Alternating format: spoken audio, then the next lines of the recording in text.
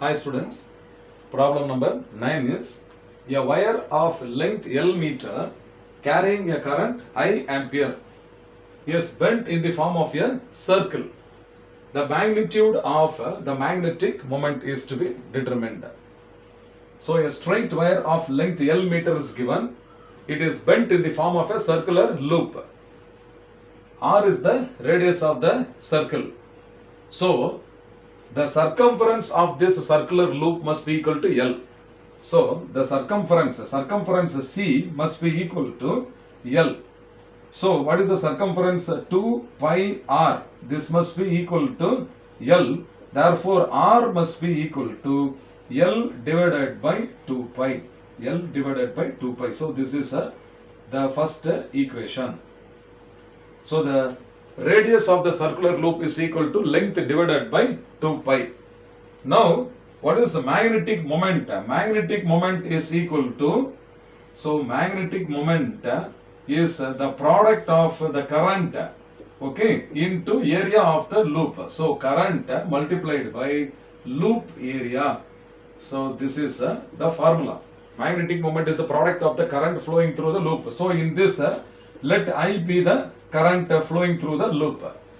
So magnetic moment M must be equal to the current I into loop area is pi into R square. Now R in terms of L we have written. So R square must be L by 2 pi the whole square. So this is now equal to I into pi into L divided by 2 pi the whole square.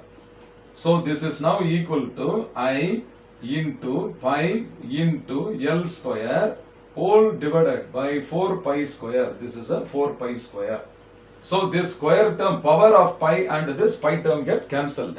So what is remaining is I L square by 4 pi. Therefore the magnetic moment is now equal to I L square, okay, I L square divided by 4 pi. So this is the magnetic moment of the circular loop. So which of the four options is correct? Just above this option D is I L square by 4 pi. So option D is the correct answer. So option D is the correct answer.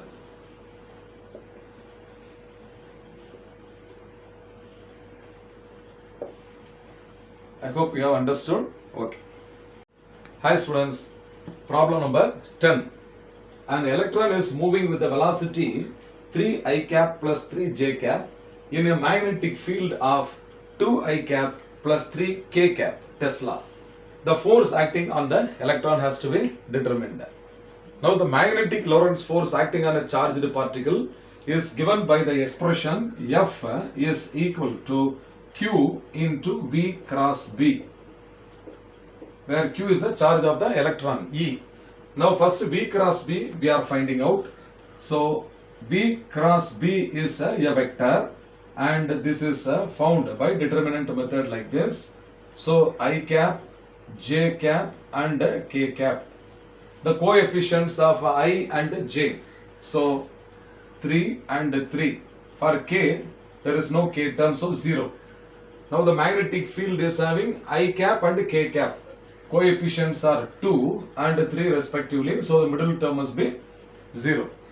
Now this is equal to, so V cross B is equal to this I cap into 3 3s are 9 minus 0. So this is 9 minus 0. Minus of j I will take. So this is minus of j cap. Minus of j cap means this 3 3s are 9 minus 2 into 0 is 0 plus k cap, okay, k cap into k cap into 3 into 0 is 0. So 0 minus 6, okay, minus 6. So this is now equal to 9 minus 0, it is 9. So 9 I cap minus 9 minus 0 is again 9 j cap. And here is a minus 6 k cap, 6 k cap. So this is the expression for V cross B. Now its magnitude I want to find out. So what is the modulus? Modulus of V cross B. So modulus or the magnitude of V cross B must be equal to square root of this 9 square plus minus 9 the whole square plus minus 6 the whole square. So roughly I will write, okay, 9 square plus minus 9 the whole square plus minus 6 the whole square. So this is now equal to 81 plus 81 plus 36. So this is modulus of B cross B. So modulus B cross B is now equal to square root of, okay, 81 plus 36. So 162, 192, 198. So square root of 198. Now suppose if you take the square root of 196 means it is equal to 14, we know. 14 square is 196. So this must be 14.01, like that some number will come. So I can roughly take this as 14 itself, okay, 14. Therefore the magnitude of the force, okay, magnitude of the force is equal to the charge of the electron into modulus of V cross B.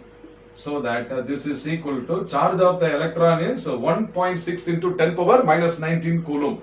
So into 10 power minus 19 multiplied by this 14. So this is a 14. So this is a 14 into 1.6. 14 into 1.6 product will be 22.5. Okay. So this is a 22.5 into 10 power minus 19. So F is now equal to 22.5 into 10 power minus 19, or one decimal if you shift it to the front, then this will become 10 power minus 18. So this is also equal to 2.25 into 10 power minus 18 Newton. So this is our answer. So which of the options you see here? 1.6, 2.25. So option B is the correct answer. Therefore, okay, option B is the answer.